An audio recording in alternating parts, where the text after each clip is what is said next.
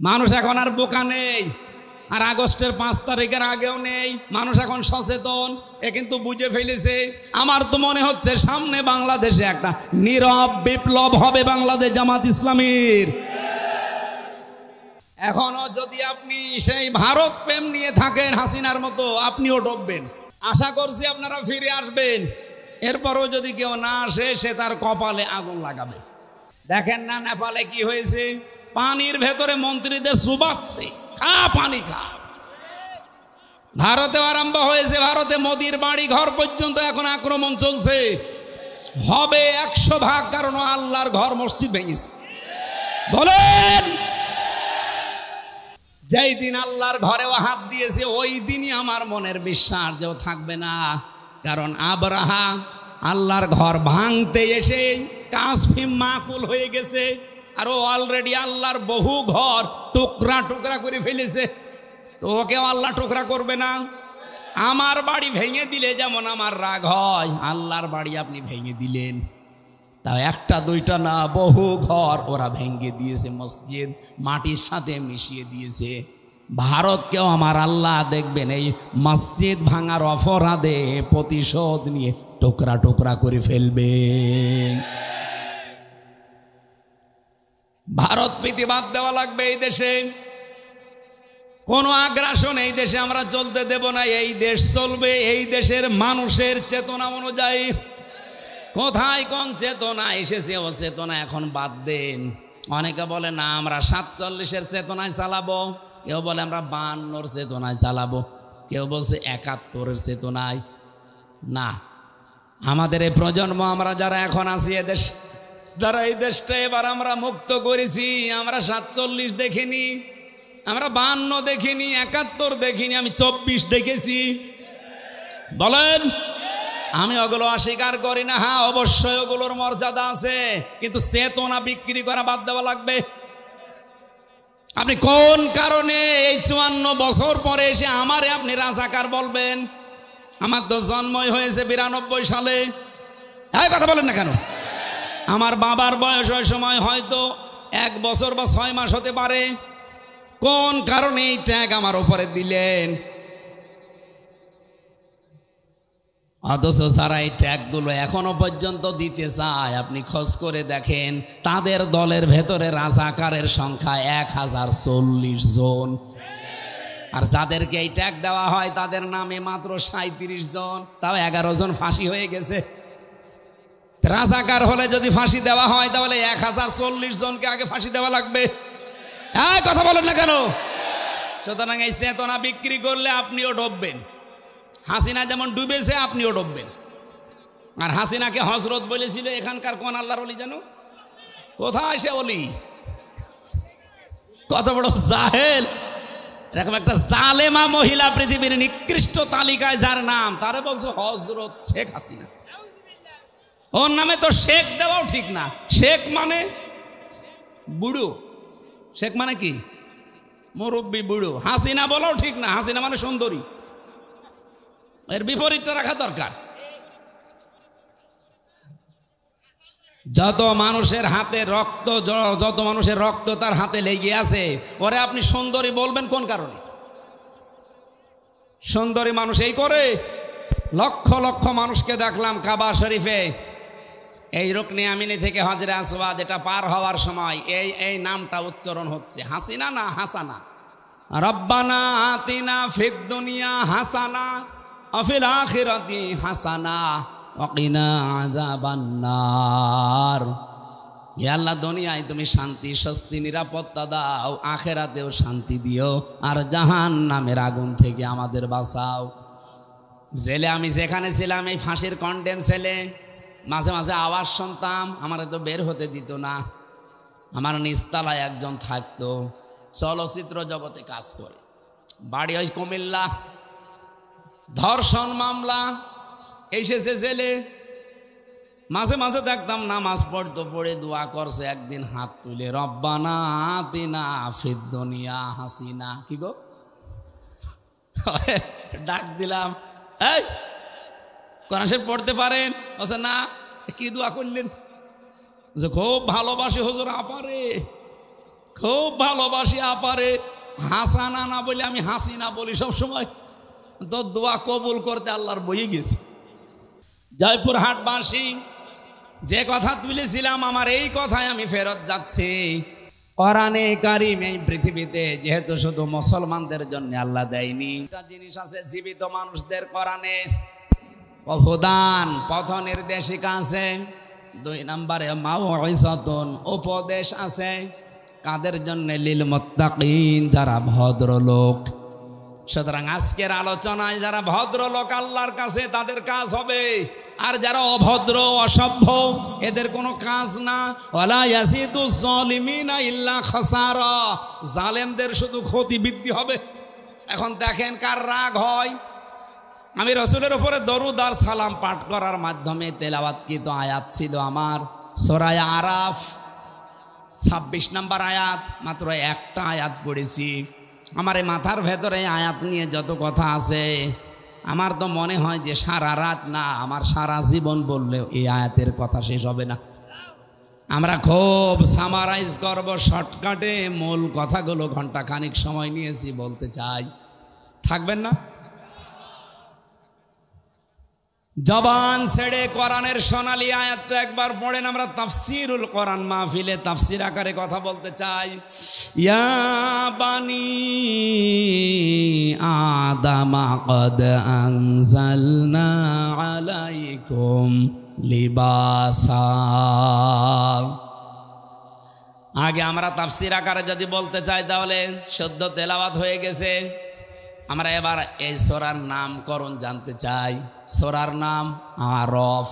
নাম কি বলেন বলেন? এটা হচ্ছে জাহান্নাম আর জান্নাতের মাঝে একটা প্রাচীরের নাম। এখানে জান্নাতি আর জাহান্নামী মানুষদের ভেতরে কথোপকথন হবে। ওয়াবাইনাহুমা হিজাব ওয়ালাল আরাফি রিজালুন ইয়ারিফুনা কুল্লাম বিসিমাহুম। জান্নাতি আর জাহান্নামী মানুষের মাঝখানে একটা প্রাচীর আল্লাহ বানাবেন। কিছু মানুষকে আল্লাহ ওই জায়গায় দাঁড় করিয়ে রাখবে। জয়পুরহাটবাসী দেখেন তো আপনি ওখানে দাঁড়িয়ে আছেন কিনা। নবীজি প্রশ্ন করলেন, সাহাবীরা তোমরা কি জানো এই প্রাচীরে আল্লাহ কাদেরকে দাঁড় করিয়েছে? বলে না, এই মানুষগুলো তারা যাদেরকে আল্লাহ জান্নাতে দেবে না, এমনকি এই মানুষগুলোকে আল্লাহ জাহান্নামেও দেবে না। সাহাবী আবু দারদা প্রশ্ন করলেন, ইয়া রাসূলুল্লাহ এই মানুষগুলোকে আল্লাহ জান্নাতে দেবে না কারণ কি? নবীজি বলেন, এদের সব কিছুই ভালো ছিল, কিন্তু মা বাবার সাথে এদের সম্পর্ক খারাপ ছিল। জয়পুরহাটবাসী, এটা রেকর্ড হচ্ছে, সারা দুনিয়া চলছে। এখন তো সন্তান আমরা আছি, খুব ভালো করে শোনেন। আমরা কিন্তু 100টার প্রায় 90টা সন্তান জাহান্নামের দিকে, জান্নাতে আমরা যেতে পারবো না। একটা কারণে আমার মনে হয় আমাদের সবই ভালো, প্রায় আমরা মা বাবার সাথে সম্পর্ক ঠিক রাখতে পারি না। এটা সম্পর্ক ঠিক রাখা এবং তাদের পেছনে খরচ করা, তাদের সেবা করা, সাধ্য মতো তাদের খেদমত করা, এটা আমরা 100 জনের 90টা ছেলে মেয়ে পারছি না। পারি না যে সমস্ত কারণে, তার অন্যতম কারণ হচ্ছে 2টা। 1 নম্বরে আমাকে আমার মার বাবা ছোটবেলায় এই শিক্ষা দেয়নি যে আল্লাহর পরে তাদের স্থান। কি কথা বলেন না কেন? আল্লাহর পরে যে মা বাবার স্থান, এই শিক্ষা যেখানে দেওয়া হয়, আমাকে সেই শিক্ষা আমার মা বাবা দেয়নি, এই জন্য আমি জানি না যে মা বাবা কি। 2 নম্বরে আমাদের দেশের শিক্ষা ব্যবস্থা যা আছে, সেই শিক্ষা ব্যবস্থায় মা বাবা সম্পর্কে বিস্তারিত আলোচনা নেই। কথা বলেন না কেন? আপনি দেখেন 1 থেকে 5 পর্যন্ত গানের মাস্টার নিয়েছে, শরীর চর্চার মাস্টার নিয়েছে, অথচ একজন আলেম দিয়ে কোরআন হাদিস পড়াবে সেরকম আলেম 1 থেকে 5 পর্যন্ত আজও নেওয়া হয়নি। হ্যাঁ বলেন। যিনি দায়িত্বে আছেন ডক্টর মোহাম্মদ ইউনুস, 2 নবীর নাম আপনার, মোহাম্মদ একটা, ইউনুস একটা, 2 নবীর নাম না? তা আপনি কার ইশারায় চলছেন আমরা জানি না, অন্তত নিজের নামটা তো ঠিক রাখবেন। 2 নবীর নাম নিয়ে বসে আছেন আপনি। 92% মুসলমানের দেশে একটা আলেম নিয়োগ দিতে পারেন না, আর আপনি নাচের মাস্টার নিয়েছেন।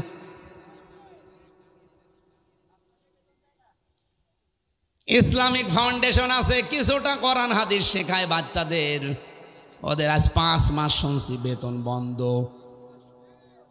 ধর্ম মন্ত্রণালয়ে যিনি আছেন কি করছেন আপনি? হয় দায়িত্ব সঠিকভাবে পালন করেন, নাই ছেড়ে দেন। বাংলার মুসলমানেরা সব এক হওয়া দরকার এই জায়গায়, দলমত এখানে দেখা যাবে না। সেদিন তারেক জিয়া সাহেবের পিএস অপু সাহেব ঢাকাতে আলেমদেরকে ডাক দিয়েছিল যে এই বিষয়টা আপনারা কি করছেন। গানের মাস্টার নিয়োগ দেয় এই দেশে, শরীর চর্চা করা লাগবে এইটা নিয়োগ দেয়, আর 1 থেকে 5 পর্যন্ত একটা আলেম নিয়োগ দিল না, আপনারা কিছুই করেন না। সুতরাং সবাইকে আজ এক হওয়া লাগবে, জামাত বিএনপি চরমনা এগুলো না, সব মুসলমান এক হন। এই মুহূর্তে দাবি তোলা লাগবে 1 থেকে 5 পর্যন্ত এই দেশে একজন মাওলানা শিক্ষক চাই। এই দাবি করেন কারা দেখে?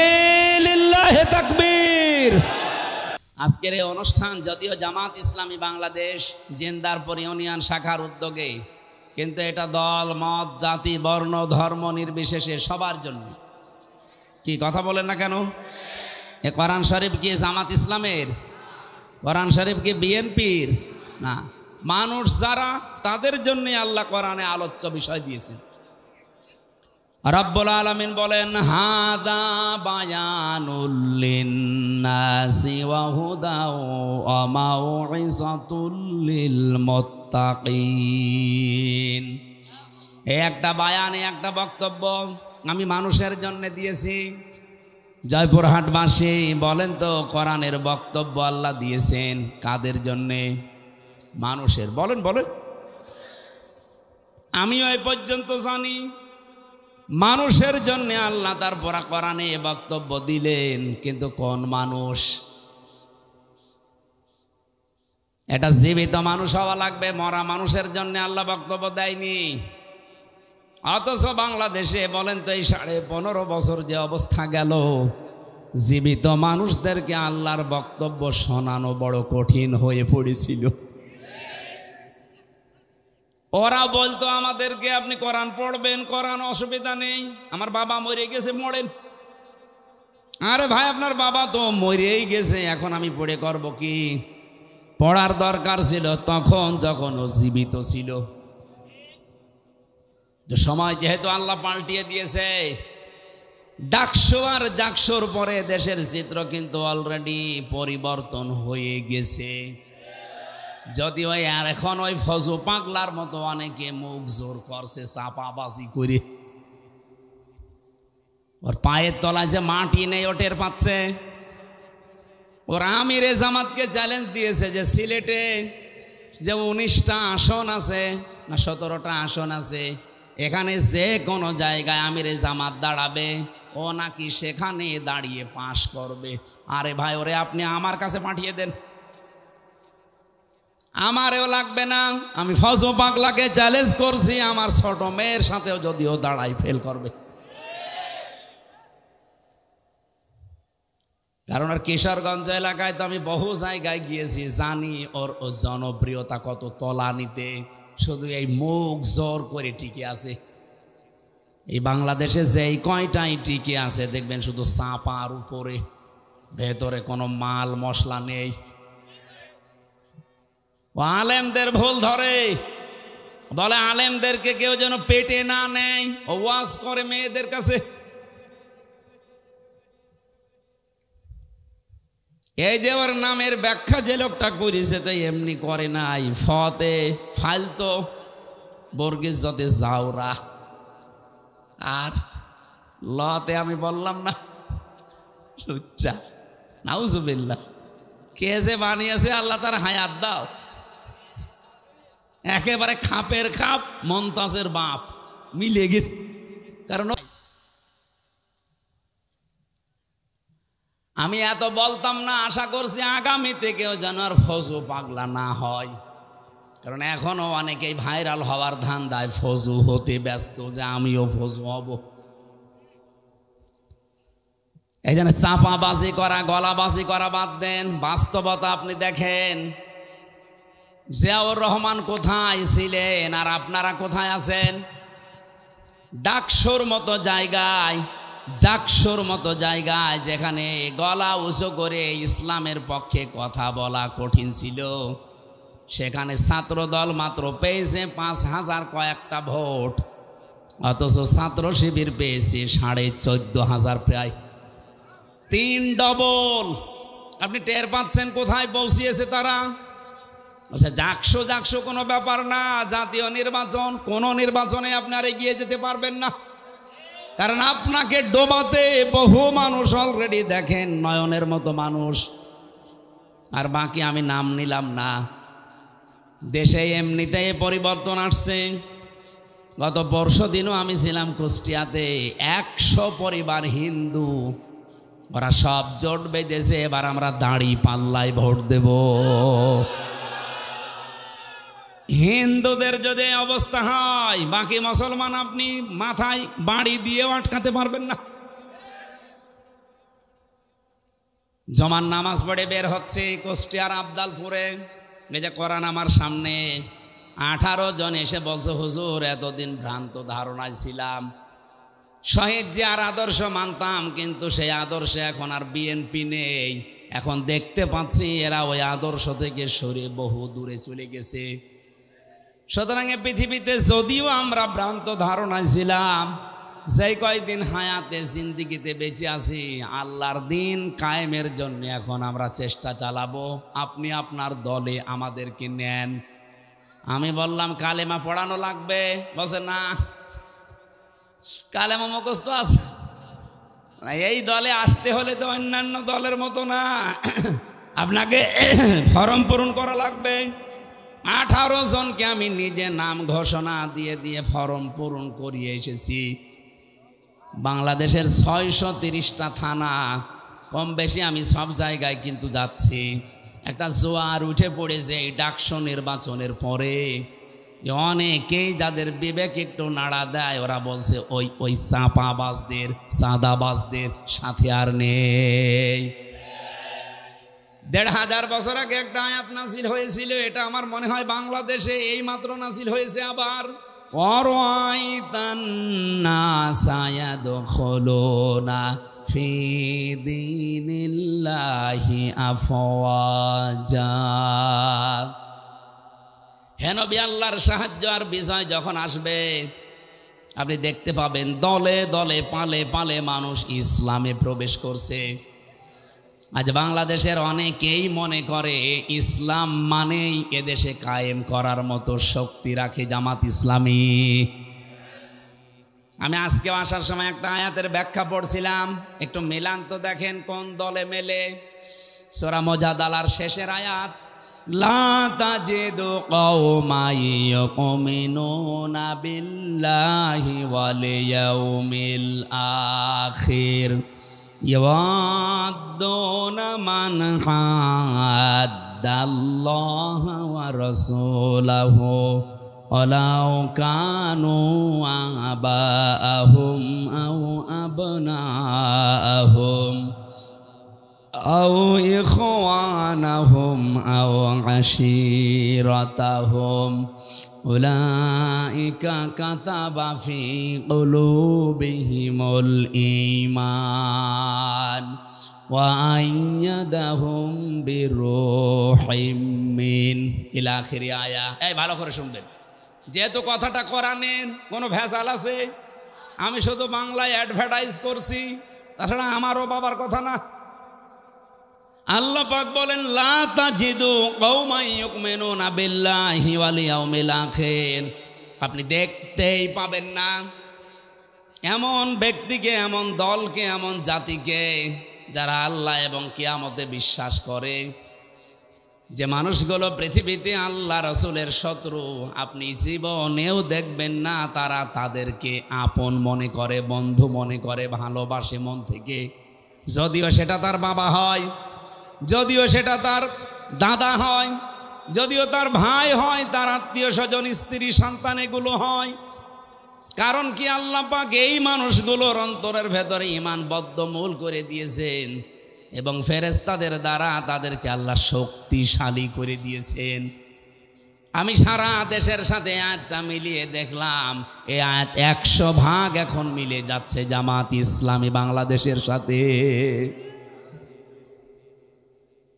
ইয়াদখিলুহুম জান্নাত, আল্লাহ তাদেরকে প্রবেশ করাবেন এমন একটা বাগানে, তাজরি মিন তাহতিহাল আনহার খালিদিনা ফিহা উলাইকা হিজবুল্লাহ আলা ইন্না হিজবাল্লাহি হুমুল মুফলিহুন। রব্বুল আলামিন তাদের পরিচয় দিতে দিতে বললেন, তাদেরকে আমি বাগানে প্রবেশ করাবো, এমন একটা বাগান যার তলদেশ দিয়ে নদী আর নহর প্রবাহমান থাকবে, তার মানে জান্নাত। এখানে একটা প্রশ্ন আছে আমার, আপনারা শুনতেছেন? ইয়াদখিলুহুম জান্নাত, আমি আয়াতটা আপনাদের বের করে সূরা মুজাদালা, যারা এখানে হাফেজ আছে, রব্বুল আলামিন জান্নাতুন শব্দটা দিতে পারতেন, না দিয়ে তিনি দিয়েছেন ওয়ায়াদখিলুহুম জান্নাত, এটা বহুবচন। আমার প্রশ্ন হচ্ছে, আল্লাহ জান্নাতুন না দিয়ে জান্নাত বহুবচন দিলেন কেন? আমি একটা দুইটা না, যতগুলো তাফসীর পড়েছি আয়াতের, মুফাসসিরিন ইকরাম এটাই জানাতে চেয়েছেন। রব্বুল আলামিন জানিয়েছেন এইটা। আমি আরবি গ্রামার দিয়ে আয়াতটা মিলিয়েছিলাম প্রথমে। পৃথিবীতে যত ভাষা আছে প্রায় আমার জানা মতে 4,500 ভাষায় দুনিয়ায় আছে। কত? 4,500-এর ওপরে মানুষ কথা বলে বিভিন্ন ভাষায়। আপনি মালয়েশিয়াতে যাবেন, 120টা দেশের ছেলে মেয়েরা সেখানে লেখাপড়া করছে, মালয়েশিয়া ইন্টারন্যাশনাল ইসলামিক ইউনিভার্সিটিতে। আমি ঘুরছিলাম ভেতরে, বন্ধুদের জিজ্ঞাসা করলাম এখানে কতটা দেশের ছেলে মেয়েরা আছে, বলছে 120টা দেশের ছেলে মেয়েরা আছে। এখানে ভাষায় কথা বলে যে যার ভাষা, যদিও আন্তর্জাতিক ভাষা সেখানে ইংরেজিতে বলা লাগে। আপনি বলেন 120টা দেশের ভাষায় কথা বলছে সেখানে, খালি এক জায়গায়। আমরা ইতিহাস পড়ে জানতে পেরেছি এই পৃথিবীতে এখন 257টা দেশ আছে, 4,500 ভাষায় মানুষ কথা বলে। আরবি ভাষাতে শুধু এক বচন, দ্বিবচন, বহু বচন পাবেন। অন্যান্য ভাষার অধিকাংশ জায়গায় আপনি এক বচন আর বহু বচন পাবেন। আমি যে শব্দটা নিয়ে আরম্ভ করেছিলাম, এদিকে আপনাদের মন আছে নাকি দেখি তো, কি বলেন তো? হ্যাঁ, জান্নাত। হ্যাঁ, এই তো অ্যাক্টিভ হয়ে থাকবেন। যেহেতু এক বচনের পরে আরবিতে দ্বিবচন আছে, তারপরে বহু বচন আছে। আল্লাহ জান্নাতুন না দিয়ে, মাসকানুন না দিয়ে জান্নাত দিয়েছেন, মাসাকিন দিয়েছেন। মুফাসসিরিন ইকরাম বোঝাতে চেয়েছেন, রব্বুল আলামিন যদি কারো অন্তরে ঈমান বদ্ধমূল করে দেয়, তাকে যদি ফেরেশতাদের দিয়ে শক্তিশালী বানায়, তাকে এমন জান্নাতে প্রবেশ করাবে, সেই জান্নাত কমপক্ষে 3টা। কারণ এখানে আল্লাহ যেহেতু বহু বচন দিয়েছেন, আর 2টা হলে বহু বচন হয় না, দ্বিবচন হয়। 3টা হলে কমপক্ষে বহু বচন হয়। কি কথা বলেন না কেন? তার মানে এই দেশে আমরা সত্যি যারা আল্লাহ এবং কিয়ামতে বিশ্বাস করি, যাদের কাছে বাবা মা, স্ত্রী, সন্তান, ভাই ভাগ্যরের চাইতে আল্লাহর দিন বেশি প্রিয়, একামতে দিনের কাজ করাকে আমরা বেশি প্রিয়, বেশি ভালোবাসার মনে করি, আমাদের অন্তরে আল্লাহ এমন ঈমান বদ্ধমূল করে দিয়েছে যেটা লাঠি মেরেও আপনি সরাতে পারবেন না। 15.5 বছর তার প্রমাণ। অনেককে ফাঁসি দিয়েও সরাতে পারে নাই। এই কথা বলেন না কেন? আমি তো নিজে জেলখানায় শুনেছি। একজন কারারক্ষী ছিল কুতুবউদ্দিন, এটা তার কাছেও যাবে, রেকর্ড হচ্ছে। ওর বাড়ি হচ্ছে রাজবাড়িতে। গভীর রাতে, রাত 12টার পরে ডিউটিতে এসেছে। আমি তখন কোরআন পড়ছিলাম, যেহেতু আমি ফাঁসির কন্ডেম সেলের ভেতরে, আমার কাছে কেউ আসে না। উনি এসে আমারে বলছে, হামজা ভাই একটা কথা বলি, আমি এখনো পর্যন্ত একটা বিষয় পরিষ্কার হতে পারি নাই। কি বিষয়? যেদিন শহীদ মীর কাশেম আলী রহমতুল্লাহ আলাইহে তাকে ফাঁসি দেয়, সেদিন আমি তার ডিউটিতে ছিলাম। সন্ধ্যার সময় এসে বললাম যে স্যার, আপনার রাত 10টায় ফাঁসি, আপনি রেডি হন। উনি আমারে বলছে, কুতুব ভাই এখন বাজে কয়টা? এখন বাজে তো 7:30। এখনো পর্যন্ত প্রায় 2.5-3 ঘন্টা সময় আছে। এত সময় আমি কি করব? আমি একটু ঘুমিয়ে গেলাম। তুমি আমার আধা ঘন্টা আগে ডাক দিও, আমি 2 রাকাত নামাজ পড়ে মঞ্চে, ফাঁসির মঞ্চে চলে যাব। এই সেলাই বসো।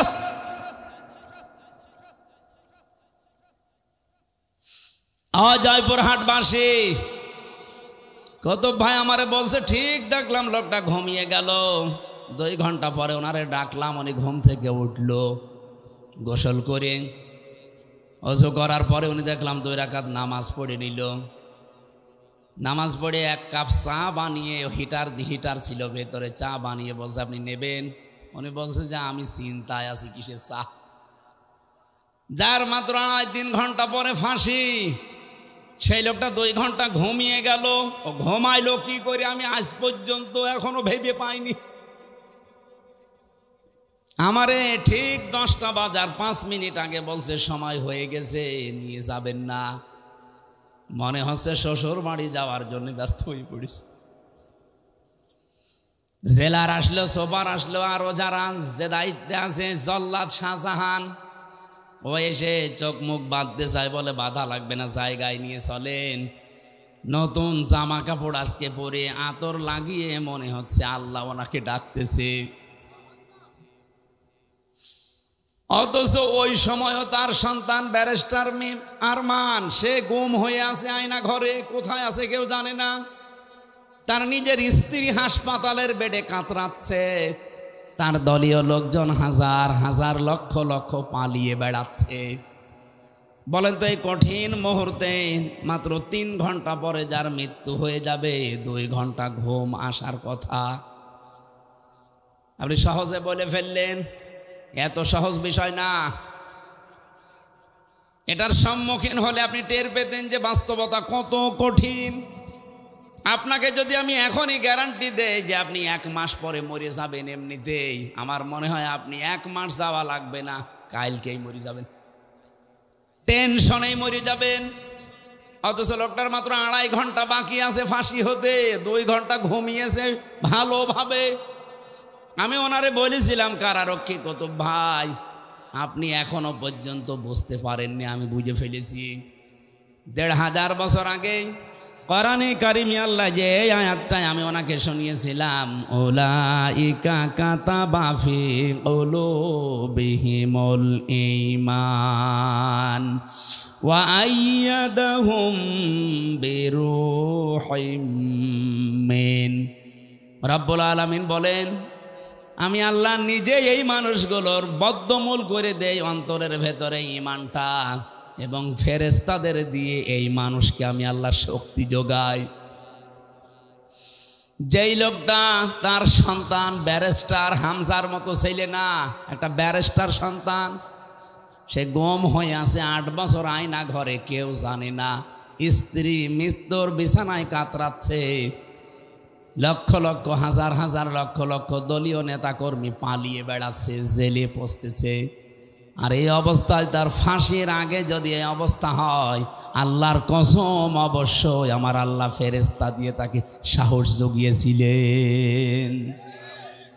আল্লাহ এই মানুষগুলোকে এমন বাগানে প্রবেশ করাবে, এই জন্য আল্লাহ জান্নাতুন দেননি, জান্নাত। যেহেতু বহু বচন হতে হলে কমপক্ষে কয় সংখ্যা লাগে? 3। বলেন বলেন। তাহলে এইরকম মানুষদেরকে আল্লাহ জান্নাত একটা দেবে না, কমপক্ষে 3টা জান্নাত দান করবে। আর আমরা হাদিসের ভাষায় পড়েছি, যদি একটা জান্নাত মানুষকে আল্লাহ দেয়, এই পৃথিবীর সমান কমপক্ষে 10 পৃথিবী। কি শোনেননি হাদিস? এক একটা জান্নাত হবে এই দুনিয়ার মতো 10 দুনিয়ার সমান। তাহলে 3টা দিলে কমপক্ষে, বলেন বলেন, 30টা দুনিয়ার সমান জান্নাত আপনি পাবেন। রব্বুল আলামিন বলেন এমন নদী আর নহর প্রবাহমান করে রেখেছি, খালিদিনা ফিহা, চিরকাল সেখানে থাকবেন, কোনোদিন আপনাকে কেউ আর বের করে দেবে না। খালিদিনা ফিহা লা ইয়াবগুনা আনহা হিওয়ালা। আপনি তো বের হতে চাইবেন না, আপনাকে বের করে দেওয়াও হবে না। শেষ করে দিতেন আমি বলতাম না আয়াতটা। রব্বুল আলামিন বলেন রাদিয়াল্লাহু আনহুম ওয়া রাদু আন। সব চাইতে বড় বিষয় আমি আল্লাহ নিজে তাদের উপরে রাজি হয়ে গেছি, তারাও যেমন আমি আল্লাহর প্রতি রাজি আছে। উলাইকা হিজবুল্লাহ, এরাই আমি আল্লাহর দল। আলা, জেনে রাখো, সাবধান, ইন্না হিজবাল্লাহি হুমুল গালিবুন হুমুল মুফলিহুন। জেনে রাখো, সাবধান হও, অবশ্যই আল্লাহর দল যারা করে তারা বিজয়ী, সফল কাম। জোরে বলেন সুবহানাল্লাহ। জয়পুরহাটবাসী, আমি শুধু বলার জন্য বলছি না, বাস্তবতা কি? এই দেশে তো কত মানুষকে দেখতে পাচ্ছি, তাদের ভেতরে এই গুণাগুণগুলো আমি পাই না। জামাত ইসলামী বাংলাদেশ এবার এমন একটা অবস্থায় দাঁড়িয়েছে, এই দেশে হয় ইসলাম থাকবে, নাই অন ইসলাম থাকবে। আমরা বদরের ময়দান দেখিনি, কিন্তু সামনে এবার বদর বাংলাদেশে তৈরি হবে। বদরের ইতিহাস পড়েছি। হযরতে আবু বকর তার সন্তান আব্দুর রহমানের বিরুদ্ধে দাঁড়িয়েছিলেন, স্বামী দাঁড়িয়েছিল স্ত্রীর বিরুদ্ধে, দোলা ভাই দাঁড়িয়েছে শালার বিরুদ্ধে। হযরতে আবু বকরের সন্তান আব্দুর রহমান বাড়িতে এসে বলছে, আব্বা, বদরের ময়দানে যুদ্ধ যখন চলছিল 3 বার তোমাকে আমি দেখতে পেয়েছি, কিন্তু একবারও কিছু বলিনি, তুমি আমার বাবা, এই জন্যে। অন্য কেউ হলে আমি তাকে জবাই করে ফেলতাম। হযরতে আবু বকর বলে, সন্তান, 3 বার আমাকে দেখার পরও তোমার কিছু মনে হয়নি, তুমি আমাকে ছেড়ে দিয়েছো বাবা বলে। আল্লাহর কসম, আমি যদি তোমার একবার ওই যুদ্ধের ময়দানে দেখতে পেতাম, একবার এই 2 খণ্ড করে ফেলতাম। বলেন তো সেই অবস্থা এখন সামনে আসতেছে কিনা? এদেশে আর কোনো দল নেই, বাংলাদেশে হয় আল্লাহর দল, নাই শয়তানের দল। যারা আল্লাহর আইন কায়েম করতে চায়, সে যেই হোক, তারা আল্লাহর দল। যারা মানুষের তৈরি করা আইন কায়েম করতে চায়, তারা যে দলের নাম নিয়ে আসুক, তারা শয়তানের দল।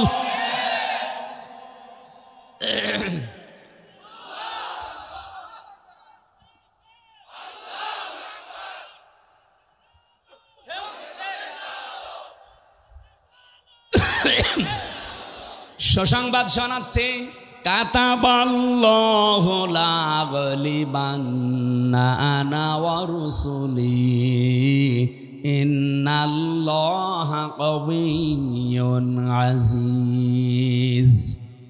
আল্লাহ পাক বলেন, আমি লিখে দিয়েছি, আমি সই করে স্বাক্ষর করে দিয়েছি যে আমি আল্লাহ এবং আমার রসুল যারা, তাদের আমি বিজয়ী করব, তারা বিজয়ী হবেই। এ গ্যারান্টি কার? এই জন্য চর্ম চোখে যদিও উল্টা পাল্টা কিছু দেখেন, এগুলো সব মরিচিকা। সর্বশেষ বিজয়ী হওয়া আমার আল্লাহ এবং রসুলের দায়িত্ব। যেহেতু রসুল নেই, এই জন্য আল্লাহ রসুলই বহু বচন দিয়েছেন। আল্লাহ বলেন, আমি লিখে দিয়েছি বিজয়ী হওয়া। লা আগলিবান্না, লামে তাকিদ, নুনে সাকিলা। আল্লাহ গ্যারান্টি দিয়েছেন 2 বার যে অবশ্যই আমি আল্লাহ বিজয়ী হব এবং আমার রসুলরা। যেহেতু রসুল এখন পৃথিবীতে নেই, রসুলের উত্তরাধিকারী যারা আলেম, এই মানুষগুলোর সামনে বিজয়ী হবেই। এই জন্য অনেকেই চিন্তা ভাবনা এখনো আছেন যে না জানি যদি এবার পাস না হয় তাহলে আমার ইমামতি থাকবে। তো আপনি ইমামতি নিয়ে আসেন, আর আপনার এই ধারণা কেন তৈরি হয় বলেন? 92% মুসলমানের এই দেশ। 1 বছর 1 মাসে, 1 বছর 1 মাস 7 দিনে যে পরিবর্তন হয়ে গেছে অলরেডি এ দেশের মানুষ। সবাই বুঝে ফেলেছে এই দেশ এবং এই মানবতা বাংলাদেশে ইসলামের কাছেই নিরাপদ। অন্য যে যাই বলুক না কেন, চেতনা বিক্রি করে অনেকে, ৭১-এর অনেকে বিভিন্ন চেতনা নিয়ে আসে সামনে। এগুলো সব ধোঁকাবাজি, প্রতারণা ছাড়া আর কিচ্ছু না।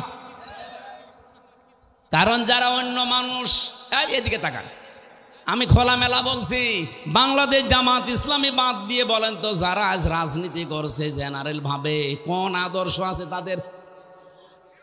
তারা যে আদর্শ নিয়ে রাজনীতি করতো সেই মানুষটার উপরেও তারা নেই। আমি নিজে শহীদ জিয়ার নামে দোয়া করতে শুনেছি কাবার ইমামকে। বঙ্গবন্ধুকেও মেরে ফেলা হয়েছে, জিয়াউর রহমানকেও মেরে ফেলা হয়েছে। বঙ্গবন্ধুর নাম আজ পর্যন্ত কেউ বলে নাই যে শহীদ বঙ্গবন্ধু, বলেছে? বলে না। কিন্তু শহীদ জিয়াউর রহমান বলে, কারণ তার কাজকর্ম, ভেতরের অবস্থা আমি জানি না, কিন্তু বাহ্যিক কাজকর্ম, অ্যাক্টিভিটিস তার ইসলামের পক্ষে ছিল, ভারতের বিপক্ষে ছিল। এখন যারা তার নাম নিয়ে, আদর্শ নিয়ে রাজনীতির মাঠে নেমেছেন, এর অনেকে এখন আছেন সবগুলো দাদাদের প্রেসক্রিপশন অনুযায়ী চলে। এই জন্য দেশের মানুষের মন থেকে তারা আস্তে আস্তে উঠে যাচ্ছে। নাইতে ডাকসুর মতো, জাকসুর মতো জায়গায় একটা সিটও তারা পায়নি। ২৮টা সিটের শিবির পেয়েছে ২৩টা, আর স্বতন্ত্র পেয়েছে ৫টা। ২৩ আর ৫ কত হয়? ওরা একটাও পেল না। জাহাঙ্গীরনগর বিশ্ববিদ্যালয়ে ২১টা পেয়েছে শিবির আর 5টা পেয়েছে স্বতন্ত্র যারা, তারা। আপনারা একটাও পাচ্ছেন না, এরপরও মুখ জোর করেন। কোথায় আছেন আপনি টের পাচ্ছেন? এই আপনার রাজনীতি, এ আপনার আদর্শ। কি করলেন ১ বছর ১ মাস ৭ দিনে? শুধু চাঁদাবাজি ছাড়া কি উপহার দিয়েছেন জাতিকে? পাথর দিয়ে মানুষ মারে, কথা বলেন না কেন? আজকেও না কালকে দেখলাম ফরিদপুরে একজনের ঠ্যাঙের উপরে হাতুড়ি দিয়ে মেরে ঠ্যাং ভেঙে দিচ্ছে, চাঁদা দেয়নি এই কারণে। এই একটা কথা হলো? মানুষ এখন আর বোকা নেই, আর আগস্টের 5 তারিখের আগেও নেই। মানুষ এখন সচেতন, এ কিন্তু বুঝে ফেলেছে। আমার তো মনে হচ্ছে সামনে বাংলাদেশে একটা নীরব বিপ্লব হবে বাংলাদেশ জামাত ইসলামীর। এখনো যদি আপনি সেই ভারত প্রেম নিয়ে থাকেন হাসিনার মতো, আপনিও ডুববেন। আশা করছি আপনারা ফিরে আসবেন। এরপরও যদি কেউ না আসে, সে তার কপালে আগুন লাগাবে। দেখেন না নেপালে কি হয়েছে? পানির ভেতরে মন্ত্রীদের চুবাচ্ছে, খা পানি খা। ভারতে আরম্ভ হয়েছে, ভারতে মোদির বাড়ি ঘর পর্যন্ত এখন আক্রমণ চলছে। হবে 100%, কারণ আল্লাহর ঘর মসজিদ ভেঙেছে। বলেন, যেই দিন আল্লাহর ঘরেও হাত দিয়েছে, ওই দিনই আমার মনের বিশ্বাস যে থাকবে না। কারণ আবরাহা আল্লাহর ঘর ভাঙতে এসে কাসফিম মাকুল হয়ে গেছে, আর ও অলরেডি আল্লাহর বহু ঘর টুকরা টুকরা করে ফেলেছে। তো ওকেও আল্লাহ টুকরা করবে না? আমার বাড়ি ভেঙে দিলে যেমন আমার রাগ হয়, আল্লাহর বাড়ি আপনি ভেঙে দিলেন, তা একটা দুইটা না, বহু ঘর ওরা ভেঙে দিয়েছে, মসজিদ মাটির সাথে মিশিয়ে দিয়েছে। ভারতকেও আমার আল্লাহ দেখবেন এই মসজিদ ভাঙার অপরাধে প্রতিশোধ নিয়ে টুকরা টুকরা করে ফেলবে। ভারত প্রীতি বাদ দেওয়া লাগবে এই দেশে। কোনো আগ্রাসন এই দেশে আমরা চলতে দেব না। এই দেশ চলবে এই দেশের মানুষের চেতনা অনুযায়ী। কোথায় কোন চেতনা এসেছে, ও চেতনা এখন বাদ দেন।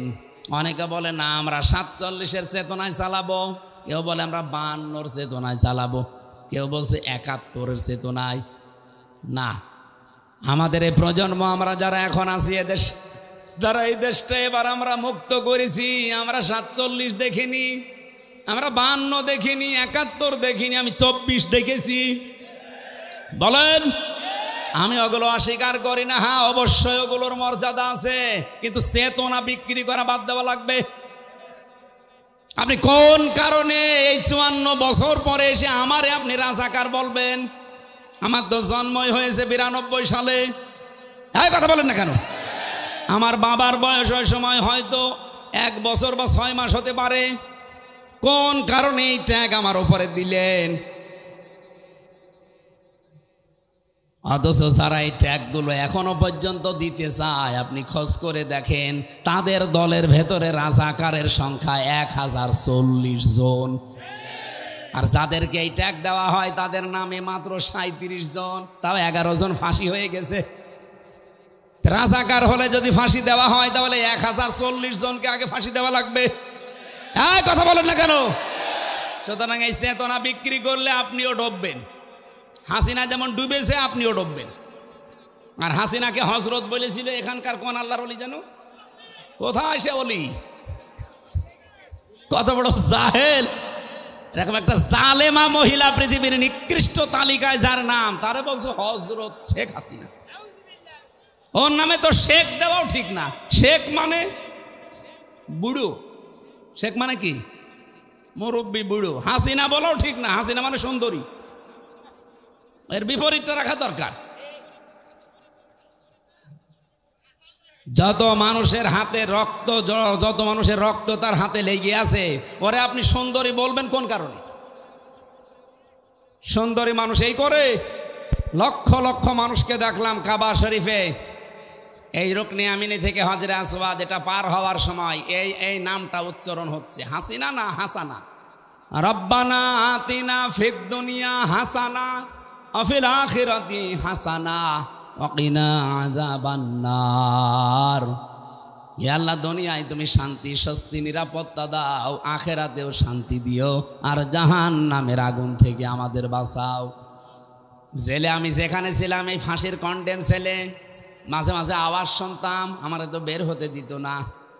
আমার নিচতলায় একজন থাকতো, চলচ্চিত্র জগতে কাজ করে, বাড়ি ওই কুমিল্লা। ধর্ষণ মামলা এসেছে জেলে। মাঝে মাঝে দেখতাম নামাজ পড়তো, পড়ে দোয়া করছে, একদিন হাত তুলে রব্বানা আতিনা ফিদ দুনিয়া হাসিনা। কি গো ডাক দিলাম, এই কোরআন শরীফ পড়তে পারেন? বলছে না। কি দোয়া করলেন? খুব ভালোবাসি হুজুর আপারে, খুব ভালোবাসি আপারে। হাসানা না বলে আমি হাসিনা বলি সব সময়। তো দোয়া কবুল করতে আল্লাহর বইয়ে গেছি। জয়পুরহাটবাসী, যে কথা তুলেছিলাম, আমার এই কথায় আমি ফেরত যাচ্ছি।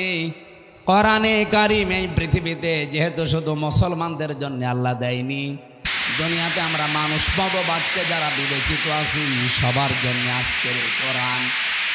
আল্লাহ পাক বলেন দুইটা জিনিস আছে জীবিত মানুষদের কোরআনে, অবদান, পথ নির্দেশিকা আছে।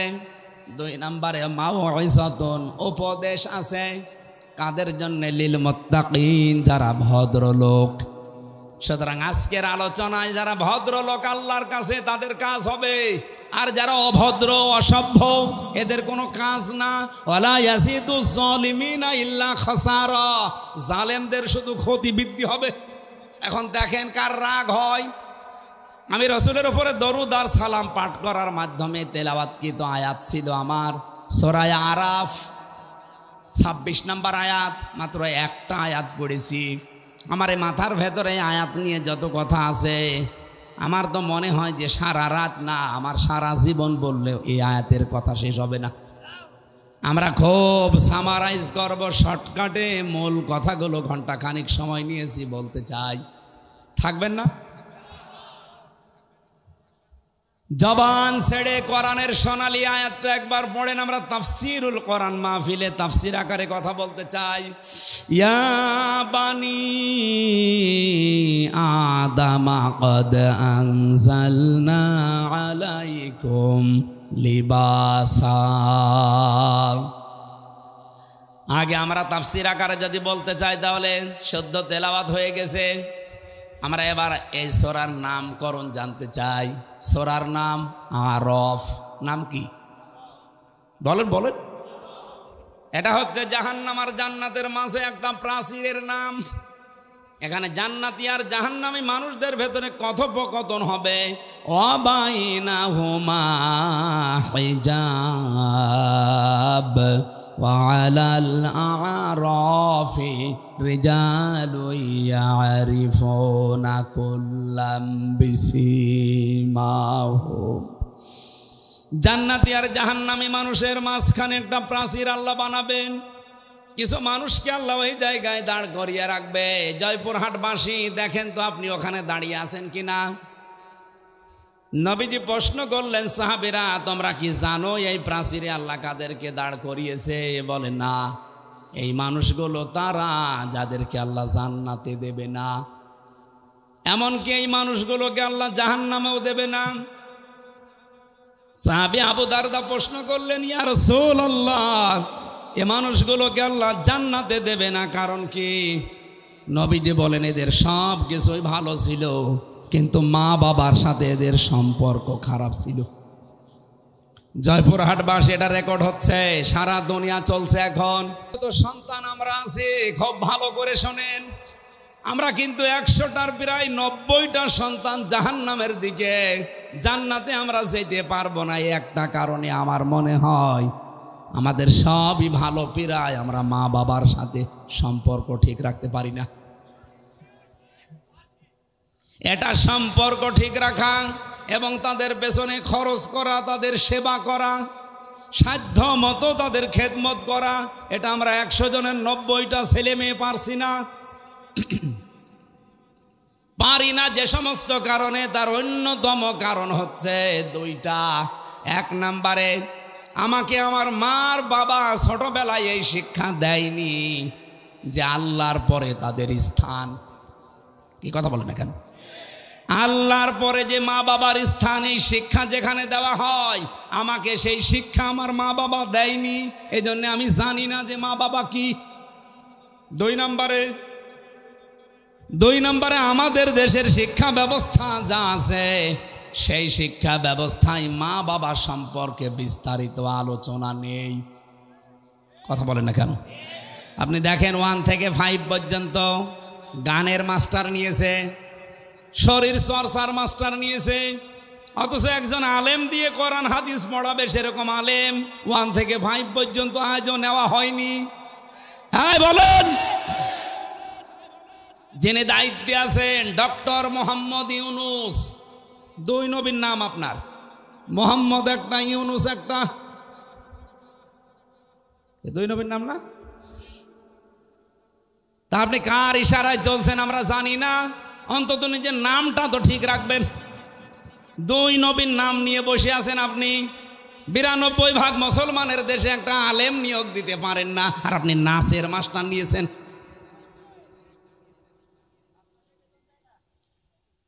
ইসলামিক ফাউন্ডেশন আছে, কিছুটা কোরআন হাদিস শেখায় বাচ্চাদের, ওদের আজ 5 মাস শুনছি বেতন বন্ধ।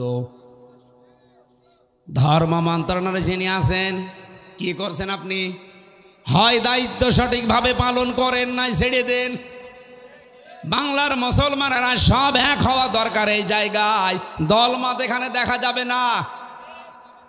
সেদিন তারেক জিয়া সাহেবের পিএস অপু সাহেব ঢাকাতে আলেমদেরকে ডাক দিয়েছিল যে এই বিষয়টা আপনারা কি করছেন। গানের মাস্টার নিয়োগ দেয় এই দেশে, শরীর চর্চা করা লাগবে এইটা নিয়োগ দেয়, আর 1 থেকে 5 পর্যন্ত একটা আলেম নিয়োগ দিল না, আপনারা কিছুই করেন না। সুতরাং সবাইকে আজ এক হওয়া লাগবে, জামাত বিএনপি চরমনা এগুলো না, সব মুসলমান এখন এই মুহূর্তে দাবি তোলা লাগবে 1 থেকে 5 পর্যন্ত এই দেশে একজন মাওলানা শিক্ষক চাই। এই দাবি করেন কারা দেখে? লিল্লাহে তাকবীর। এই দেখেন তো হাত তোলেনি কে?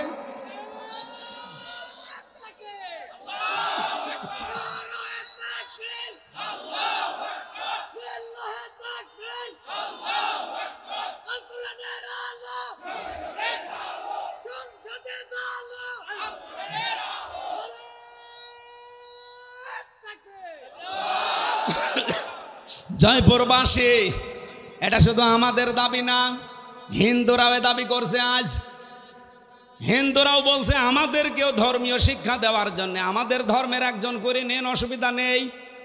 কারণ কোন ধর্ম মানুষকে খারাপ হতে শেখায়? বলেন বলেন। হ্যাঁ, আমাদের আওয়াজ হয়তো ডক্টর ইউনুসের কাছে পৌঁছাবে কি জানি না, কিন্তু আমার মনে হয় আল্লাহর আরশে পৌঁছিয়ে গেছে। ইব্রাহিম নবীর পক্ষে একটা ব্যাঙ ছিল, শুধু প্রসাব করেছিল, আল্লাহ তাকেও কবুল করে নিয়েছে, তার প্রসাবও পাক করে দিয়েছে। আমরা যদি কোরআনের শিক্ষার পক্ষে হাত তুলেছি, কিয়ামতের দিন এই হাত তোলাটা আমার পক্ষে সাক্ষী হয়ে দাঁড়াবে। আপনি জাহান্নামে যাচ্ছেন শুধু এই শিক্ষাটা না থাকার কারণে।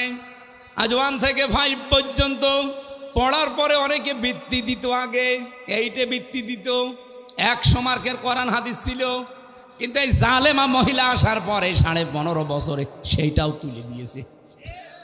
আমরা চাই আবারও এটা পূর্ণ বহাল করা হোক, কারণ অনেক ছেলে মেয়েরা পরীক্ষার জন্য চাপে পড়ে হলেও পড়ে, কথা বলে না কেন?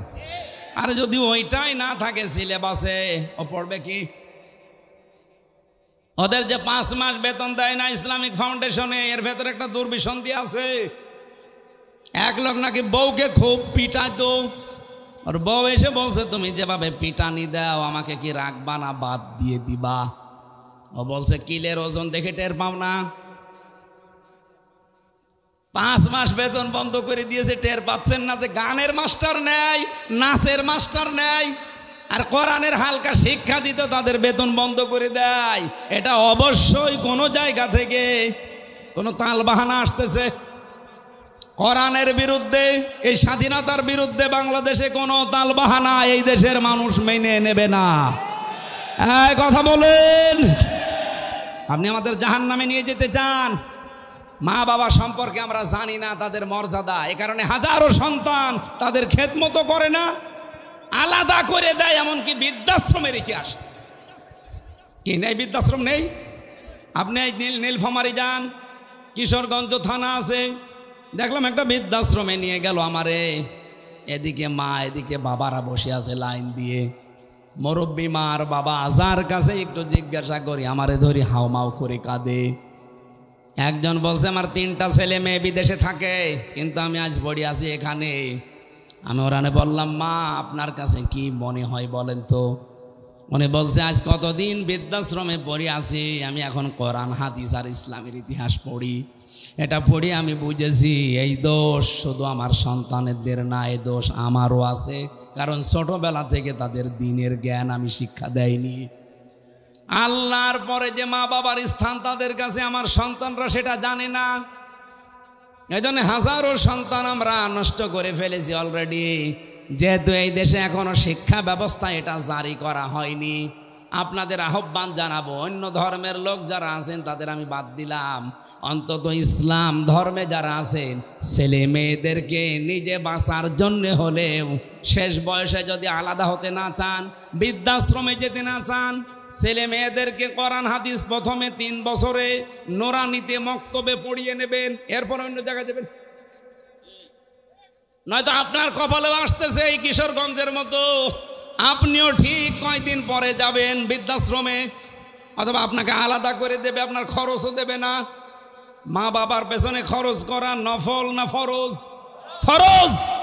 নামাজ পড়েন, মা বাবার যে সাধ্য মতো খরচ করা দরকার করেন না, না আপনার নামাজ হবে না, কারণ একটার সাথে আর একটা রিলেটেড। পড়া কোরআন শরীফের ভেতরে আপনি দেখবেন যেখানে আল্লাহ দিয়েছেন আল্লাহর কথা, সঙ্গে সঙ্গে দিয়েছেন রসুলের কথা, আতিউল্লাহ ওয়া আতিউর রাসূল। যেখানে নামাজের কথা সেখানে যাকাতের কথা, আকিমুস সালাত আতুজ যাকাত। যেখানে আল্লাহর শুকরিয়া আদায়ের কথা সঙ্গে সঙ্গে মা বাবার শুকরিয়া আদায়ের কথা। আনিশ করলি ওয়ালি ওয়ালিদাইকা ইলাইয়াল মাসির। তোমরা আল্লাহর শুকরিয়া আদায় করো আর মা বাবার শুকরিয়া আদায় করো। আল্লাহকে মেনে নিয়েছো কিন্তু মা বাবার শুকরিয়া নেই, তুমি জানো আল্লাহকেও মানো না, বলেন নাউজুবিল্লাহ। নবীজি বললেন ওরা আরাফ নামক প্রাচীরে দাঁড়িয়ে আছে, ওরা জান্নাতে যাচ্ছে না শুধু একটা কারণে, আমি যেটা আবিষ্কার করেছি আর একটু বেশি, দেখেন তো মেলে কিনা।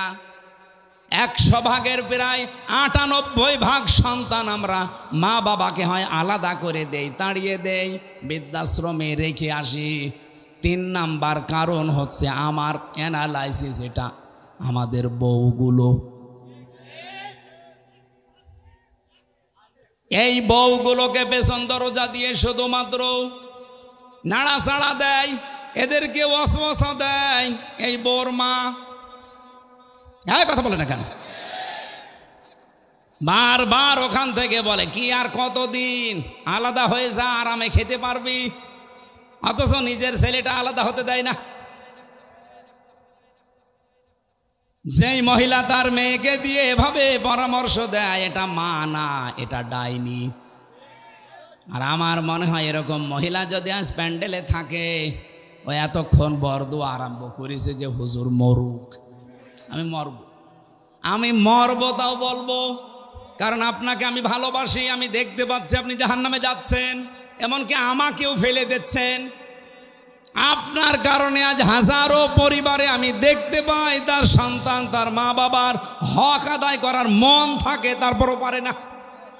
এই কথা বলে না কেন?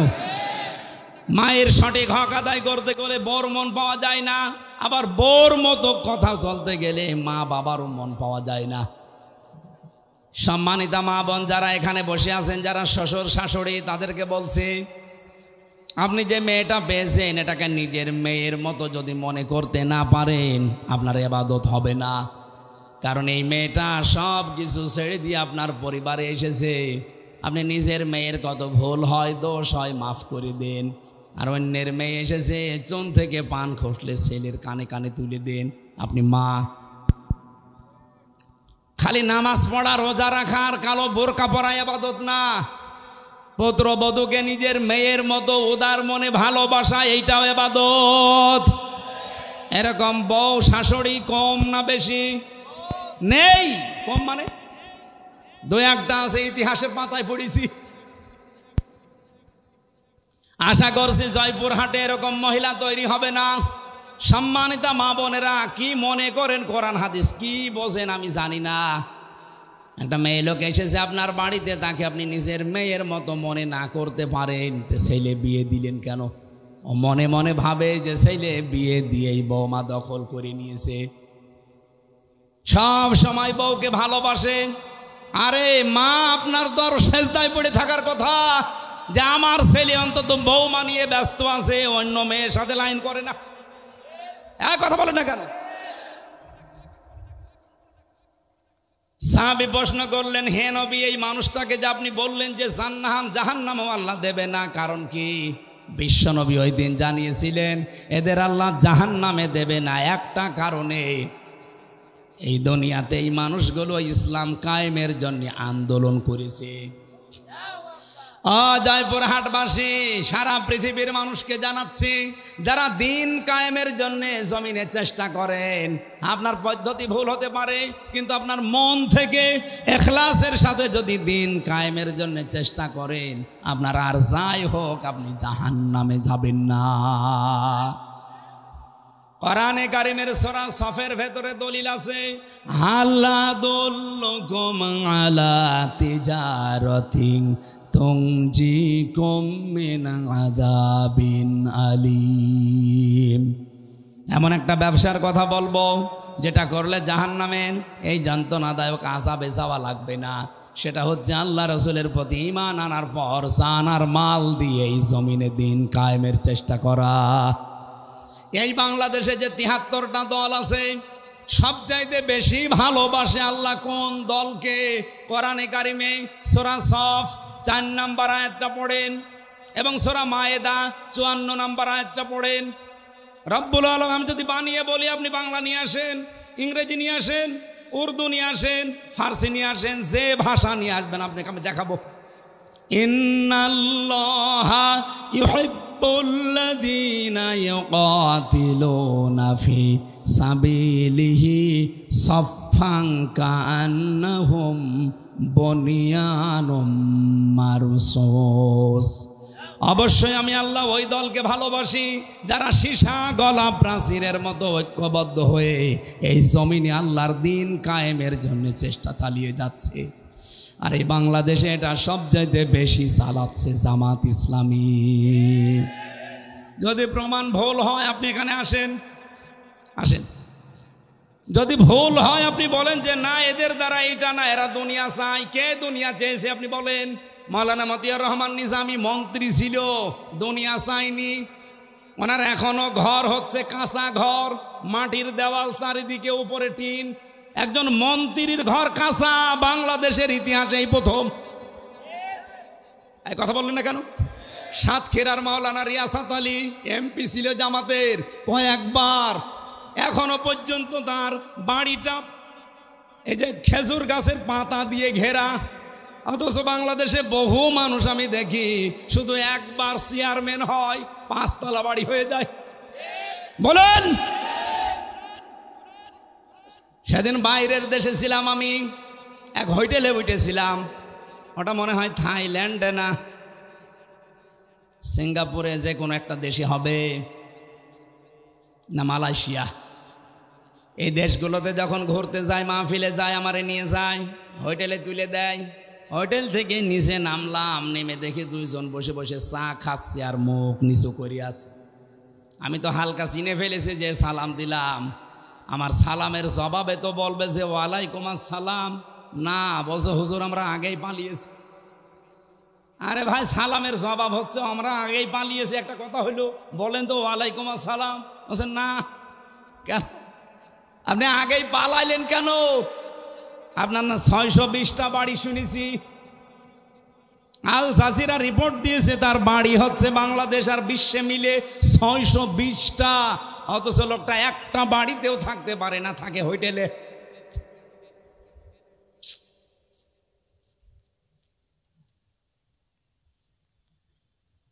অথচ এই মানুষগুলো 620টা বাড়ি বানায়নি, একটা বাড়িও না।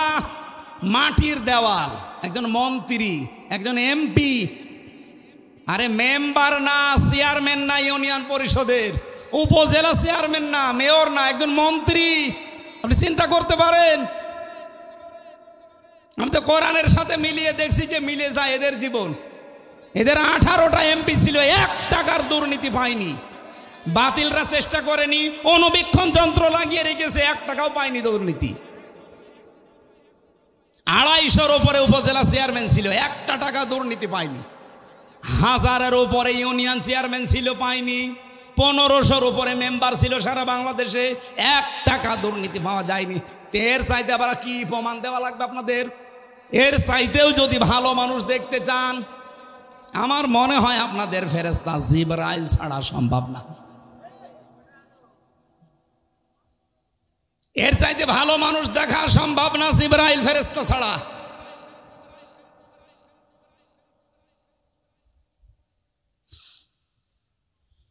এই জন্য গ্যারান্টি দিতে পারি আপনাদেরকে, সীসা গলা প্রাচীরের মতো আজ ঐক্যবদ্ধ হয়ে আল্লাহর এই জমিনটায় 56,000 বর্গ মাইলে দিন কায়েমের জন্য কাঁধে কাঁধ মিলিয়ে চেষ্টা চালিয়ে যাচ্ছে মন থেকে।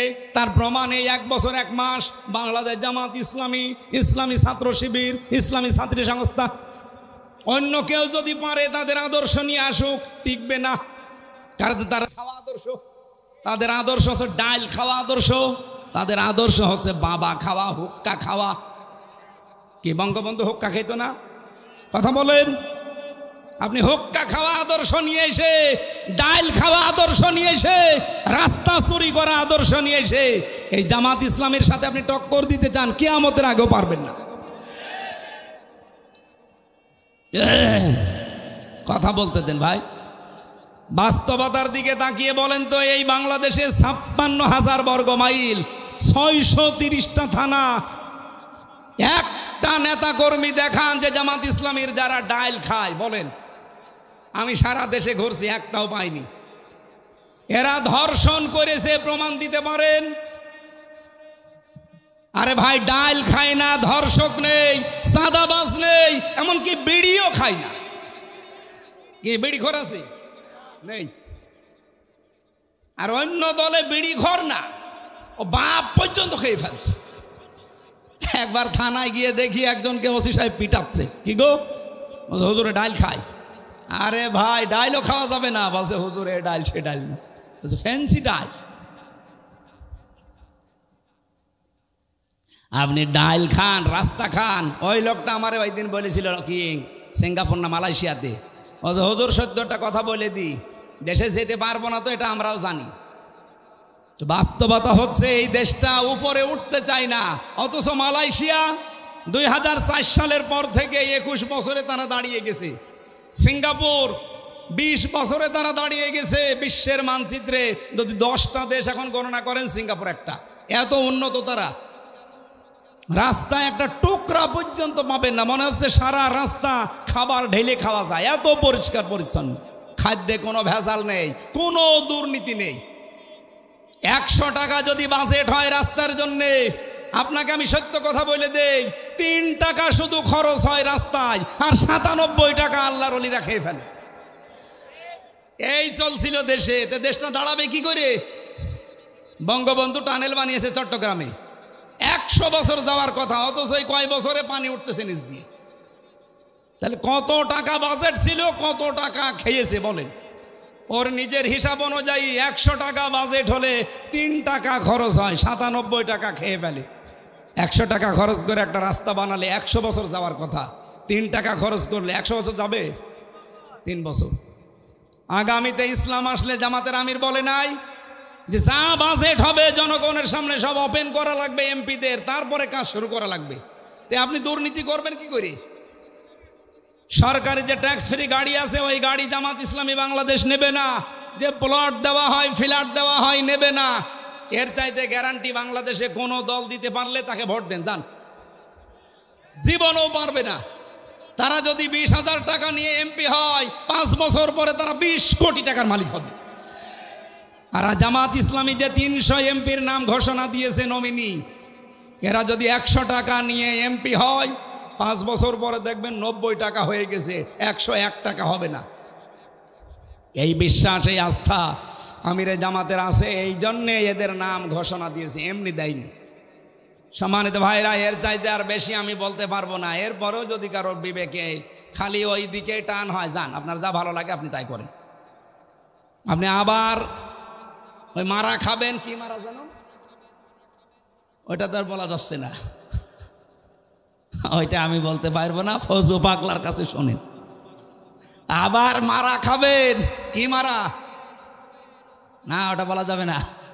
আরে তো বগুড়া, জয়পুরহাট, ওরে বাবা খুব ঝামেলা।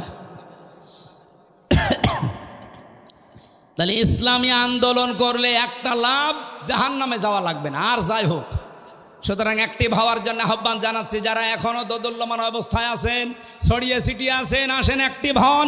দিন কায়েমের জন্য ঐক্যবদ্ধ হয়ে চেষ্টা করলে আল্লাহ বেশি ভালোবাসবে। বলেন না কেন? সূরা, এইরকম একটা সূরার একটা মাত্র আয়াত, ২৬ নম্বর আয়াত, এটা পোশাক নিয়ে আলোচনা। শয়তানের প্রথম হামলা মানব জাতির উপরে এবং তার পদ্ধতি কি ছিল সেইটা আল্লাহ জানিয়েছে। শয়তানের যত টার্গেট আছে, হামলা আছে, সবচাইতে বড় হামলা শয়তানের পোশাকের উপরে। কিসের? শয়তান চায় যে আদম সন্তান যেন পোশাক না পরে। এজন্য বহু আয়োজন শয়তান করেছে। এই যে সুন্দরী প্রতিযোগিতা, যারা এই প্রতিযোগিতায় নাম লেখা, এদের পোশাক আশাক ঠিক আছে? বলেন বলেন। এমনকি সুন্দর সুদর্শন পুরুষ প্রতিযোগিতা হয়েছিল, কি যেন নাম ওর, অ্যাডলফ। ও নাকি সুন্দর, সারা বাংলাদেশের সবচেয়ে সুন্দর সুদর্শন পুরুষ। ওর জানাজা পড়া দেখলাম, শয়তান জানাজা পড়ছে, এদিকে দিকে তাকাচ্ছে। ওর দিকে তাকিয়ে আমার মনে হইল, ও যদি সবচাইতে সুন্দর যুবক হয়, তা আমি কি? বলেন আমি কি? এবার আসেন আল্লাহর ঘোষণা, ইয়া বানি আদম, হে বনি আদম সন্তানেরা, কদ আনজালনা আলাইকুম লিবাসা, অবশ্যই হবে আল্লাহ তোমাদের ওপরে নাজিল করেছি পোশাক। কি করবা এই পোশাক দিয়ে? ইওয়ারি সাওআতিকুম ওয়ারিশা, তোমাদের লজ্জা নিবারণ করবা এবং সৌন্দর্য বৃদ্ধি করার জন্যে, বর্ধন করার জন্যে আমি আল্লাহ পোশাক দিয়েছি। সুতরাং এখানে আমাদের শিক্ষা হচ্ছে, পোশাকের কাজ আমাদের লজ্জা ঢেকে ফেলা। বহু মানুষ আমরা দেখি এই দেশে পোশাক পরার পরেও উলঙ্গ, অর্ধ উলঙ্গ থাকে। এমন এমন পোশাক পরে রাস্তাঘাটে আসে, ও পরাও যা, না পরাও তা। বিশেষ করে মেয়েদের।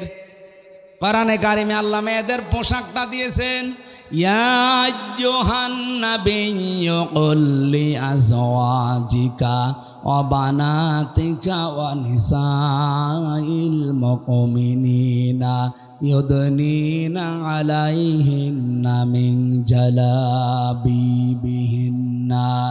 ইলা আখির আয়া।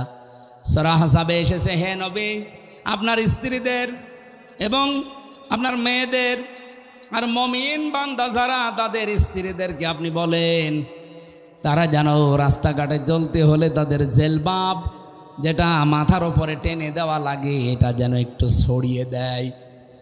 সম্মানিত মা বোনেরা, যখন আপনারা বালেগ হবেন এই সময় থেকে আপনার পোশাকটা, যেহেতু নামাজ আর রোজা ফরজ হয়ে যায়, একজন মেয়ে যখন বালেগা হয়ে যায় তখন মেয়েরা যারা এসেছেন এই মাসলাটা ভালো করে শুনবেন। আপনার মেয়ে যখন বালেগা হবে, যখন তার শরীর খারাপ হবে, এটা 12 বছর 13 বছর 14 বছর 15 বছরে হতে পারে, যখন হয় আপনার স্বামীকে টাচ দিয়ে রাখবেন যে তোমার মেয়ের অবস্থা কিন্তু এই, তার মানে যখন শরীর খারাপ হয়ে গেছে ওই দিনের পর থেকে তার নামাজ এবং রোজা ফরজ। আপনার স্বামী যদি এই বিষয়টা না জেনে তাকে তাকিদ না দেয়, আপনার স্বামীর গোনা হবে না, কারণ ও তো জানে না, এই জন্য তাকে টাচ দিয়ে জানিয়ে রাখবেন। ওই দিনের পর থেকে যতদিন আপনার আন্ডারে থাকবে, বিয়ে না হবে এ পর্যন্ত ও যেন ফরজ নামাজ ফরজ রোজা বাদ দিতে না পারে। কথা বলেন ঠিক কিনা? কারণ অনেক মেয়ে লোক উদাসীন, কিছু মনে করে না, জানেও না, লজ্জার খাতিরে বলতে চাই না, শেষ পর্যন্ত মেয়ের যে নামাজ ফরজ রোজা ফরজ রাখে না, পড়ে না, কিছুই বলে না। এরপর থেকে আপনার এই মেয়ের জন্যে, এই প্রাপ্তা বয়স্কা মেয়ের জন্যে এমন একটা ঘোমটা বলেন, জেলবাব বলেন, এমন একটা হিসাব বলেন, এটা ছড়িয়ে দেওয়া দরকার, যেটার দ্বারা তার মাথার চুল, মুখমণ্ডল, চোখ দুইটা বাদ দিয়ে পুরা শরীর ঢেকে রাখা এটা আজিমাত, আর মুখ খোলা, হাতের কবজি খোলা এটা রুকসাত। আপনি এমন একটা পোশাক তার জন্য আলাদাভাবে বানিয়ে দেবেন, অন্তত বাইরে যাবার সময় ওই পোশাকটা পরলে তার মাথা এমনকি তার শরীরের অর্ধেক পর্যন্ত যেন ঢেকে যায়, বাকি শরীর অন্য পোশাক দিয়ে সে ঢাকবে। এটা কি বলেন তো ফরজ না নফল? ফরজ। এই ফরজটা না থাকার কারণে আজ জেনা বাড়ে, ব্যভিচার বাড়ে, চোখের জেনা, হাতের জেনা, মনের জেনা, এমনকি পরকীয়া প্রেম করে অনেকে 3-4 সন্তানের মা ভাগিয়ে নিয়ে চলে যায়। এই একটা মাত্র কারণ। পর্দা যদি আমরা সত্যিই মেনে চলতে পারতাম, আল্লাহর কসম এই দেশে এত ধর্ষণের ঘটনা ঘটতো না। সব চাইতে বড় বিষয় যদি আইন থাকতো, পর্দা যদি না থাকার পরও যদি আইন থাকতো, আইনের প্রয়োগ থাকতো। আমি বাইরের দেশে দেখেছি সেখানে পর্দার বিধান নেই, কিন্তু আইন আছে, প্রয়োগ আছে। বিভিন্ন জাতির মানুষেরা মালয়েশিয়া সিঙ্গাপুরে বাস করছে, কিন্তু প্রকাশ্যে কোনো ঘটনা আমি দেখিনি। হাফ প্যান্ট পরে মেয়েরা চলে যাচ্ছে সামনে দিয়ে, আপনি যদি এক নজর তাকানোর পরে আর এক নজর তাকান, মেয়েটা যদি পুলিশের কাছে কমপ্লেন করে আপনার খবর আছে। আমাদের দেশে এরকম না। এই দেশে যদি সত্যি আইনটাও থাকতো, ইসলাম থাকলে তো সোনায় সোহাগা, যদি আইনটা থাকতো আর প্রয়োগ থাকতো, আমরা যারা ইফটিজিং করি, উল্টা পাল্টা কাজে আজ যারা লিপ্ত হয়, ধর্ষণের মতো, ব্যভিচারের মতো, পুরুষ মানুষের আমার মনে হয় স্বপ্ন দোষ বন্ধ হয়ে যেত। এই জন্য আইন সামনে যদি আমরা ইসলাম নিয়ে আসতে পারি, পোশাকের এই আইন, যে যার ধর্ম মতো পোশাক মেনে চলবে। কোরআনে কারিমের যে নির্দেশনা দেওয়া আছে, যতটুকু আছে মেয়েদের উপরে, মুসলিম মেয়েদের উপরে, এটা প্রয়োগ করতে পারলে এর পেট থেকে আপনি দেখবেন আল্লাহওয়ালা সন্তান আল্লাহ উপহার দিচ্ছে। আব্দুল কাদের জেলানি যেই মায়ের পেটে এসেছিল, মায়ের পেট কি খোলা ছিল? বলেন বলেন। যারা দোয়া চান আমার কাছে যে হুজুর দোয়া করেন ছেলে যেন আব্দুল কাদের জেলানি হয়, এমনি হবে? আব্দুল কাদের জেলানির মায়ের মতো মা তৈরি করেন আগে। রিসা, রিসা মানে সৌন্দর্য বর্ধন করা পোশাক। হ্যাঁ, মেয়েরা এই পোশাক পরতে পারবে, এটা শুধুমাত্র তার স্বামীর জন্যে। সম্মানিতা মা বোনেরা, সৌন্দর্য বৃদ্ধি হয়, যৌন আকর্ষণ বাড়ে, এরকম পোশাক আপনি পরতে পারবেন আপনার স্বামী, তাছাড়া আপনার বাবার জন্যও পরা জায়েজ নেই। লিবাসুত তাকওয়া যালিকা খায়র, সবচাইতে বড় পোশাক হচ্ছে তাকওয়ার পোশাক। তাকওয়ার পোশাক কি? আল্লাহর বিধান মানা, নিষেধ ছেড়ে দেওয়া, এটার নাম তাকওয়ার পোশাক। 2 নম্বরে, যেখানে আল্লাহ যে আদেশ দিয়েছে ওই আদেশ সঠিকভাবে পালন করার নাম হচ্ছে তাকওয়ার পোশাক। আপনার স্বামী বাইরে গেছে, আপনার আদেশ হচ্ছে সন্তান, সম্পদ এবং ইজ্জত হেফাজত করে রাখা, এটা আপনার উপরে লেবাস। এই লেবাস তাকওয়া হাজারো মহিলা পরিবারে মানতে পারে না। যালিকা খায়র যালিকা মিন আয়াতিল্লাহ লাআল্লাহুম ইয়াযাক্কারুন। নবীজি বলেন, এই নিদর্শনগুলো আমি আল্লাহ বর্ণনা করলাম কারণ শয়তানের প্রথম হামলাই ছিল মানুষের ওপরে এই লজ্জা স্থানের ওপরে। ওই সেই প্রথম দিন থেকে আরম্ভ করেছে। ইয়া বানি আদম লা ইয়াফতিনান্নাকুমুশ শাইতান, হে বানি আদম সন্তানেরা, শয়তান যেন তোমাদেরকে ধোঁকায় ফেলে না দেয়, প্রতারণা না করে তোমাদের সাথে। কামা খরাজা আবাওয়াইকুম মিনাল জান্নাহ, যেমন তোমাদের বাবা মাকে জান্নাত থেকে প্রতারণা করে বের করে দিয়েছিল। শয়তানের কিন্তু এই উদ্দেশ্যটা ছিল না, আমি তাফসিরে পেয়েছি যে আদম আর হাওয়াকে জান্নাত থেকে বের করে দেওয়া লাগবে না।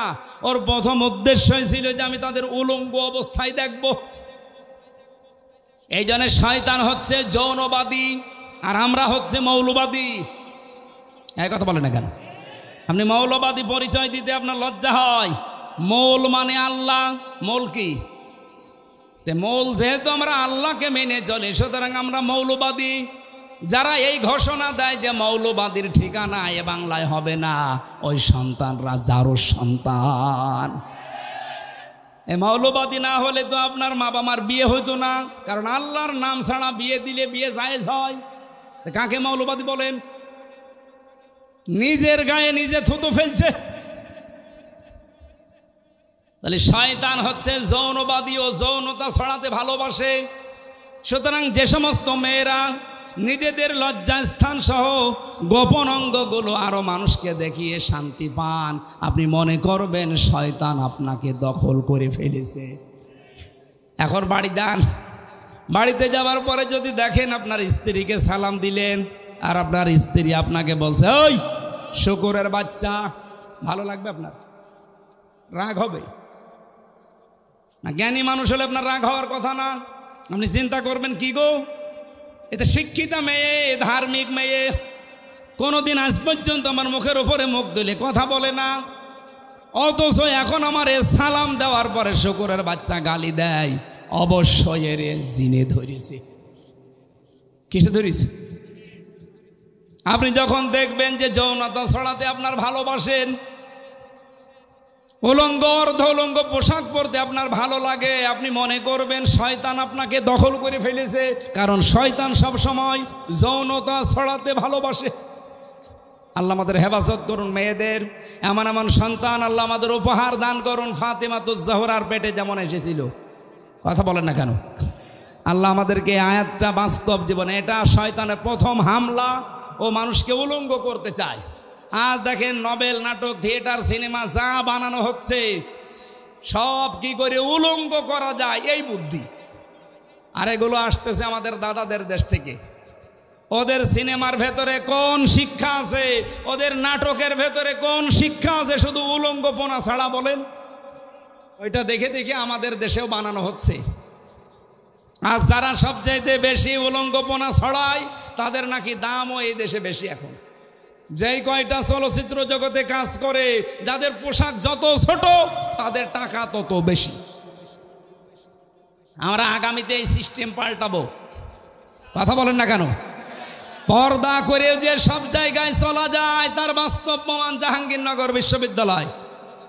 এজিএস যেই মেয়েটা হয়েছে মেঘলা, আয়শা সিদ্দিকা মেঘলা, কে পর্দা নেই তার? আপনি যে বলেন যে না আমি অর্ধ উলঙ্গ না হলে মানুষ তাকায় না, আমারে ভোট দেবে না, দেশে পাশ করলো কি করে? এই পরিবেশ তো এখনো জাহিলি যুগে আছি। ইসলাম আসতে দেন, এ বাংলাদেশকে আমরা মিনি জান্নাত বানাবো ইনশাআল্লাহ।